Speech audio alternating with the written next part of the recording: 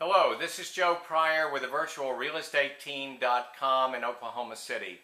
It's another in our series for first-time homebuyers in the Oklahoma City market. Now, we've gone through an overview, we've gone through some details, especially two very important details which are contingencies in the contract. The first one was inspections. A house has to meet a certain requirement that we set for repairs, in other words, dollar figure, and that has to be met.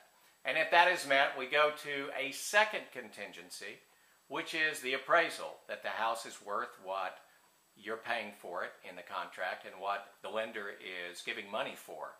And so it protects both of you. And these two contingencies have to be met before we ever get to the third contingency.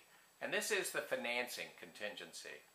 Now earlier in the first video, I talked about a qualification letter. This is when you go to a lender and they look at your income documents and your bills, and then they also look at your credit rating. They can pull it up immediately online, get the three major bureaus, get your average and say, yep, you qualify for FHA, you qualify for VA or conventional. And that is not an approval, however. And this is where the contingency comes into being. It's what we call final approval. So, why aren't you finally approved early? I mean, they've looked at all your documents, you're cool, everything's great, you have an incredible credit rating, you got the money, you've got the closing costs, you've got everything, you've got the income. But final approval cannot be done until a couple of things happen. First of all, they've got to get the contract, that's obvious. The second thing is they've got to get the appraisal. And once they have that and everything is there, all your income documents, everything that they need to pull that's required is all packaged together. Started with the originator, it goes to someone that packages the mortgage documents for you, and then there's this final figure called the underwriter. And the other underwriter, as sometimes I like to call Dr. No, is somebody that looks and makes sure that all the I's are dotted and all the T's are crossed and everything that the lender or the government or whoever is involved in this absolutely has to make this deal work.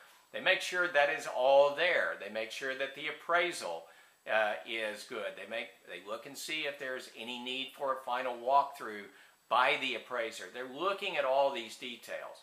That sounds pretty standard, doesn't it? But there's one thing that can really trip you up, and this is the red flag I really want to talk to you about, and that is that they pull a final credit report on you.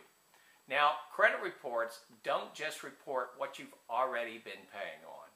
They also report what you're trying to get. And in that first meeting we talked about, we were building your financial future. I wanted to hold this off, although maybe I should have said it back then. The one thing that I absolutely want you to keep in mind is after you've done that contract, after you've met with the mortgage company, and you've gotten this process going. And remember, you're putting out money. You put out about $450 to the mortgage company. You put out money for the inspections. You're given notice.